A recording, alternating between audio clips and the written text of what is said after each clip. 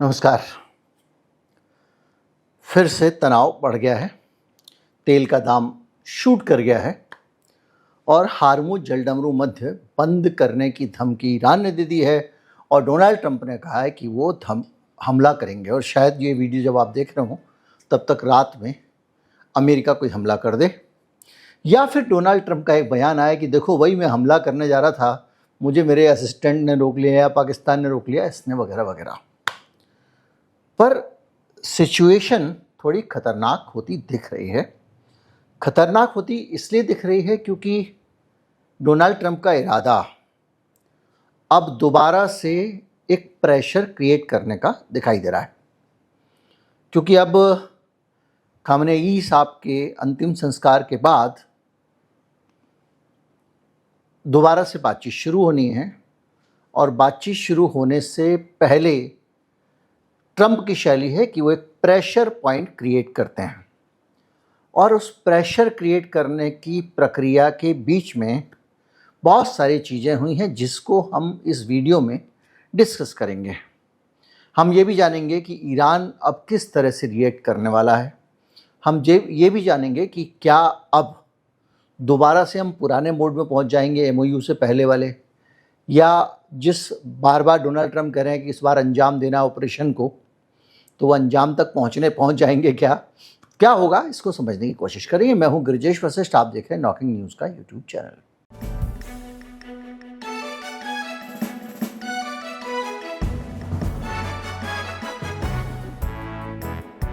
America ने 80 जगह हमला किया ईरान में, 80 गोले गिराए हैं 3-4 जगहों पे मिला के। और उसका कहना है कि कुछ जहाज जा रहे थे, ईरान की तरफ से उनको मिसाइल मारी गई है। जो जहाज ने रिपोर्ट किया उसके हिसाब से हम निकल रहे थे ईरान की तरफ से, और जो पोर्ट साइड है वहाँ से हमको मिसाइल लगी है या रॉकेट लगा है, जो भी चाहें, या ड्रोन लगा है। तो पोर्ट साइड क्या हुआ है इसको समझते हैं। जब आप हर्मुज जलडमरू मध्य से बाहर निकलेंगे तो किसी भी जहाज में जब आप खड़े होते हैं आगे की तरफ मुंह करके, तो जो बाईं तरफ वाला हिस्सा होता है उसको पोर्ट साइड कहा जाता है। अब पोर्ट साइड इसलिए कहा जाता है क्योंकि जहाज तो समुद्र में घूम रहा है। अब वहाँ हर वक्त तो आप पूरा चेक करोगे नहीं कंपास निकाल के, तो बोलचाल की भाषा में। और इसलिए भी कि ज़्यादातर जहाज जो पोर्ट करते हैं या रुकते हैं, खड़े होते हैं, वो बाईं तरफ से ही होते हैं।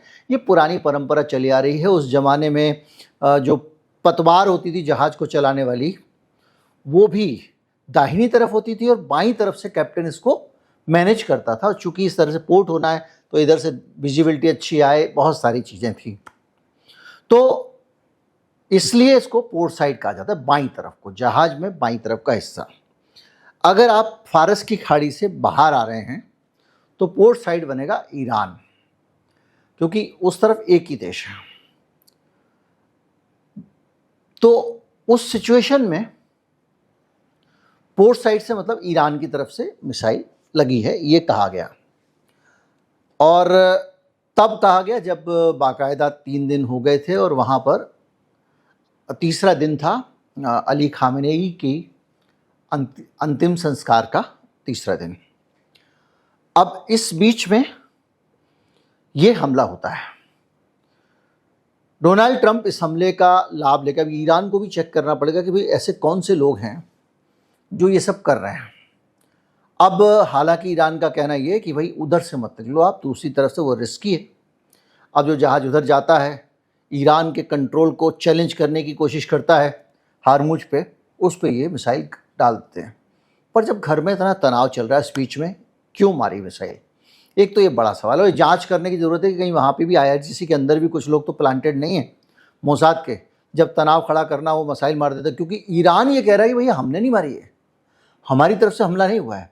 बहरहाल अब ये हो गया था, तो आपको याद होगा एक अरेंजमेंट हुआ भी हाल में पिछले तनाव के बाद, दोहा के दौर की बातचीत के बाद, कि दोनों देश और एक मध्यस्थ तीनों मिलके दोहा में एक जगह बनाएंगे और आने वाले समय में कोई भी कन्फ्लिक्ट होगा तो एक दूसरे को संवाद करने के लिए वहाँ लोग बैठे होंगे, दोनों तीनों पार्टियों के लोग, और वहीं की वहीं बातचीत हो जाएगी। मसलन कि अगर ईरान की तरफ से ये मिसाइल पड़ी है तो इसको लेके वहाँ पे ईरान का जो प्रतिनिधि होगा उसको बताया जाएगा, देखो भाई ऐसा हो रहा है, वो अपनी सरकार से बात करेगा, जो कुछ करेगा उसको रुकवाने की कोशिश करेगा। पर ऐसा हुआ नहीं। डोनाल्ड ट्रंप ने सीधे 80 मिसाइल रात को बरसा दी। ईरान ने जवाब दे दिया 85, कुवैत में और आपका जो है बहरीन में, यहाँ पे 85 अमेरिकी सैन्य ठिकानों को हिला दिया और उसका MQ-9 ड्रोन जो काफ़ी महंगा है उसको भी मार डाला। अब गिरा दिया, मतलब मार डाला क्या, वो तो ड्रोन है, उसमें तो आदमी होता नहीं। तो कुल मिला के अब ईरान की तरफ से जो खतमल अनविया है, यानी कि संयुक्त सैन्य कमांड, उसने कहा है वही जगह सुरक्षित मार्ग माना जाएगा जिसको ईरान तय करेगा। इनका जो समझौता हुआ है उस समझौते के हिसाब से, जो समझौता क्या कहेंगे, जो MOU है, इस्लामाबाद मेमोरेंडम ऑफ अंडरस्टैंडिंग, उसके हिसाब से, उसका जो आर्टिकल 5 है उसके हिसाब से इस जगह पे जहाज़ों को सुरक्षित निकालने की जिम्मेदारी ईरान की है। वो जहाज़ों को बताता है भाई इधर से जाओगे, जहां मैं कहूँगा वहीं से सुरक्षित है, और ये इन्होंने तय कर लिया है। ट्रंप की जिम्मेदारी है उसको चुप रखने की, नेतन्याहू को। लेकिन ये जब जहाज इसको भंग करते हैं या डोनाल्ड ट्रंप एक पैरेलल व्यवस्था बना के भंग करने की कोशिश करते हैं तो ईरान रिटेलिएट करता है।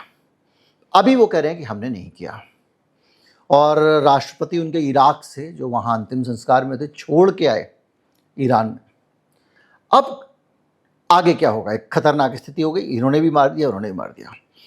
ईरान का कहना यह है कि, अमेरिका का कहना यह है कि अब हम जो है इनके डिसैलिएशन प्लांट्स जो होते हैं, मतलब पानी पीने लायक बनाते समंदर के पानी को, उसको नुकसान पहुंचाएंगे, उसको हिट करेंगे, और एनर्जी के जो जगह हैं उनको हिट करेंगे। अब डोनाल्ड ट्रंप ये खुली धमकी दे रहा है। वहाँ नेटो की बैठक में हिस्सा लेने गया, वहीं से उसने ये सब बोलना शुरू कर दिया। अब अगर डोनाल्ड ट्रंप मान लीजिए ईरान के ऊपर मिसाइल गिराता है, नतीजा क्या होगा, हरमुज जलडमरू मध्य के ऊपर ही बात आएगी। अगर आप गलत रास्ते से जहाज़ निकालते हो, पहले का भी अनुभव है, तो ईरान की तरफ से मिसाइल आएगी, ये भी आपको पता है। तो डोनाल्ड ट्रंप को अच्छी तरह से पता है कि क्या करने से क्या होता है।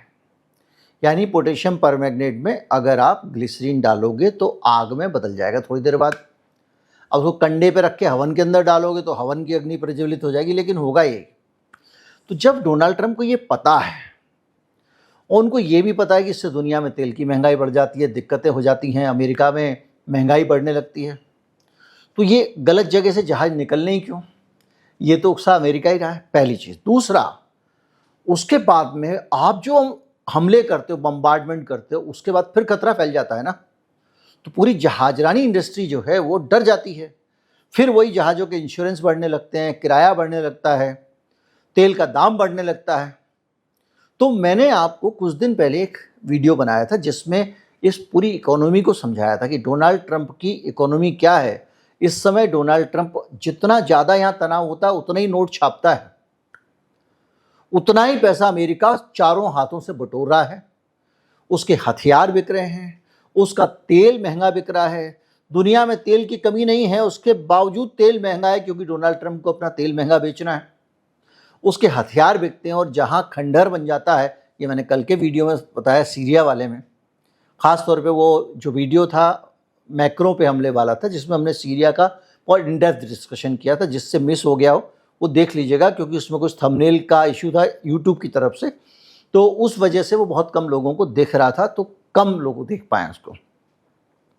तो अगर आप हमला करोगे तो भी तनाव बढ़ेगा, तो भी जहाज रुकेंगे। ईरान हमला करेगा तो भी जहाज रुकेंगे। और डोनाल्ड ट्रंप की पूंछ कहाँ फंसी है, जहाज रुकने के कारण। जैसा विश्लेषकों का कहना है कि भैया महंगाई होती है, उससे डोनाल्ड ट्रंप को चुनाव जीतना मुश्किल होगा, और अमेरिका में हाहाकार मच रहा है, बेरोजगारी, गरीबी, महंगाई बढ़ रही है। उसके बावजूद क्यों हमला कर रहे हैं, उसके बावजूद ये ऐसी हरकतें क्यों हो रही हैं, इसको समझिए। देखिए, हर बार जब बातचीत होने वाली होती है उससे पहले डोनाल्ड ट्रंप ईरान को डराने की कोशिश करता है, धमकाने की कोशिश करता है, उसको कहीं ना कहीं से ये इनपुट है कि ईरान उससे डरेगा। अभी क्या है कि डोनाल्ड ट्रंप एक बड़े भारी मनोवैज्ञानिक प्रेशर में है।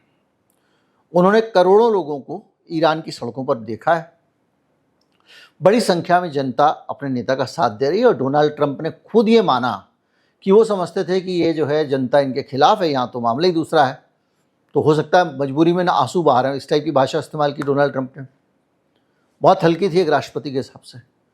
पर इस भीड़ से ईरान को एक एज मिल रहा है, एक ईरान का कॉन्फिडेंस बढ़ रहा है। तो जब ये पूरा अंतिम संस्कार की प्रक्रिया पूरी हो जाएगी, उसके बाद में जब बातचीत की टेबल पे जाएंगे लोग, तो ईरान का कॉन्फिडेंस तो आसमान पे होगा। अब डोनाल्ड ट्रंप अगर अपना कॉन्फिडेंस ना बढ़ाएं और ईरान के कॉन्फिडेंस को बचाने की कोशिश ना करें, तो निगोशिएशन के टेबल पे ईरान ज़्यादा तरीके से प्रेशर बना सकता है। तो इसलिए डोनाल्ड ट्रंप ने बाकायदा जैसे होती है ना नई महबूबा नखरे वाली स्थिति, सुना है आपने, आमतौर पे महिला विरोधी बात है, लेकिन कहा जाता है कि एक स्त्री होती है, वो ज़्यादा नखरे करती है तो ज़्यादा सुंदर लगती है। तो डोनाल्ड ट्रंप जो है वो हर व्यवस्था में ज़्यादा नखरे करते हैं। कभी कहेंगे मैं हमला कर दूंगा, कभी मैं ये कर दूंगा, कभी सभ्यता मिटा दूंगा, ताकि लोग मुझे मनाएं। तो अब ये क्या कर रहे हैं कि ये फिर से वही कर रहे हैं कि लोग मुझे मनाओ, आओ। फिर कहेंगे देखो जी, मैं तो जा रही थी एकदम, ये मैंने पानी की शीशी पीने वाली थी मैं, वो तो मुझे चाची ने रोक लिया, वो तो मुझे बुआ ने रोक लिया वाला सीन हो जाता है। फिर ये कहते हैं आधी रात को पाकिस्तान ने रोक लिया, कभी कहते हैं कतर ने रोक लिया, कभी किसी ने रोक लिया। तो अभी ये प्रेशर बना रहे हैं, ये ईरान को नखरे दिखा रहे हैं। अब ये नज़ाकत भरे नखरे दिखाने के बजाय ये गुस्से वाले नखरे हैं। जैसे छोटा बच्चा उधर पाँव भड़कता है, मार दूंगा मैं, घर छोड़ के चला जाऊंगा, उस टाइप का हो रहा है इनका। अब ये कह रहे हैं कि भाई बातचीत तो अब नहीं हो पाएगी, बातचीत तो नहीं चलेगी। आप सिचुएशन समझिए, साइकोलॉजिकल, ये सरल उदाहरणों से गहन मनोवैज्ञानिक चीज़ बता रहा हूँ।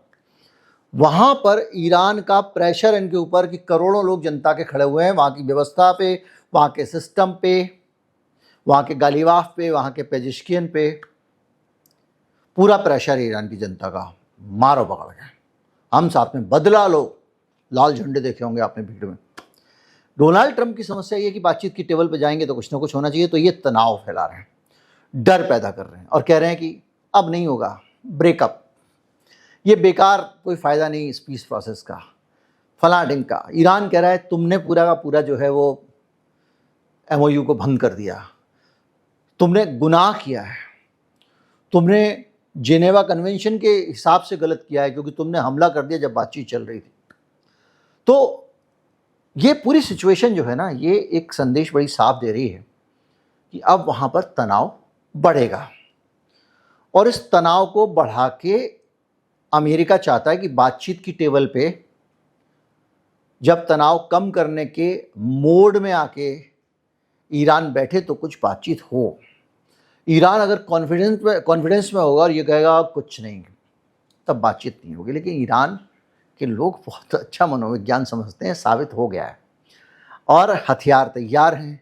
जितने पिछले दिन की लड़ाई में ख़त्म होते कई गुने बना लिए, क्योंकि ईरान के हथियार बनाने में और इनके हथियार बनाने में एक बेसिक ज़मीन आसमान का अंतर है। इनकी हथियार बनाने की शैली में अंतर है। ऐसे समझिए कि एक मूर्तिकार छेनी हथौड़ा लेके एक मूर्ति बनाता है, तराश तराश के उसमें एक एक चीज़ का ख्याल रखता है, साल 1.5 साल में बढ़िया मूर्ति तैयार करके लाता है। वो हथियार हैं अमेरिका के हथियार, बहुत पावरफुल, बेहतरीन सब कुछ, पर उनको बनाने में समय लगता है, उसमें कॉस्ट बहुत ज़्यादा आती है, तमाम सारी चीज़ें। ईरान जो हथियार बना रहा है वो बना रहा है वैसे जैसे कि सांचे में से मूर्ति डलती हैं। एक दिन के अंदर पता चला 50 मूर्ति, उसने प्लास्टर ऑफ पेरिस घोला, अंदर डाला सांचे में, जैसे ही वो हार्ड हुआ रबर से उतार लिया, स्प्रे माला, मूर्ति तैयार। तो फैक्ट्री लेवल पे काम कर रहा है ईरान, और वही ड्रोन की फैक्ट्री बनाने का सीख लिया किसने? जेलेंस्की ने। तो उसने भी हालत ख़राब कर दी है रूस की। अमेरिका के पास में F-35, ये वो बड़े बड़े नाम हैं, क्या बात है, क्या मूर्ति बनी है भाई साहब, बस सरदार पटेल की मूर्ति। अब उस पर भी चीनी लोगों ने कह दिया कि भैया ये तो मोटा सोटा खर्चा बता रहे हैं, हमने तो बहुत कम में बना के दी थी, अब जो भी है। या फिर वो एक वो जो न्यूयॉर्क में खड़ी हुई है मैडम लिबर्टी, उस तरह की एक एक बना, अमेरिका के पास वैसी हैं।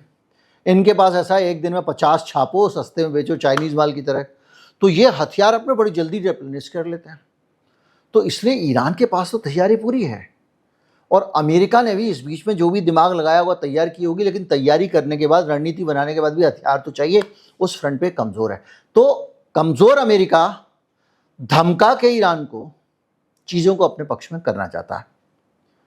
उम्मीद करता हूँ वीडियो आपको अच्छा लगा होगा। अच्छा लगा हो तो ज़्यादा से ज़्यादा लोगों तक पहुँचाएं, चैनल को सब्सक्राइब कर लें, और कुल मिला के ये मान कर चलें कि ये सारा जो कुछ हो रहा है आने वाले दिनों की बातचीत के लिए हो रहा है।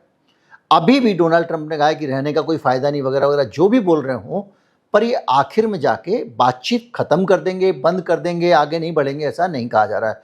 लेकिन जिस तरह का तनाव है उसमें ईरान ज़रूर ये कर सकता है कल से हरमुज बंद कर दे, जो बिगाड़ना है बिगाड़ लो, हम बातचीत भी नहीं करेंगे। पिछली बार भी उसने कतर में बातचीत नहीं की थी, दोहा में बातचीत नहीं की थी, तो वो जरूर ये कर सकता है कि जाओ तुम्हें जो बिगाड़ना बिगाड़ लो, हम नहीं करते बातचीत। फिर ये छटपटाएंगे तो इनकी तरफ से जो नरम दल वाला है जेडी वांस, वो जाकर चीज़ों को बातचीत से मैनेज करेगा, फिर ये गरम दल वाला रायता फैलाएगा, फिर वो मैनेज करेगा।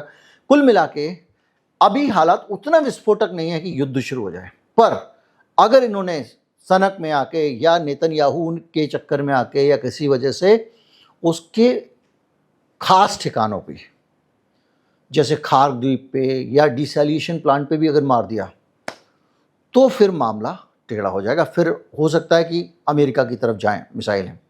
अब नेटो ने बाकायदा बहुत ज़्यादा तारीफ़ करी है अभी सम्मेलन में कि डोनाल्ड ट्रंप बहुत अच्छे आदमी हैं, डोनाल्ड ट्रंप ने बढ़िया किया है, ऐसा किया है, वैसा किया है।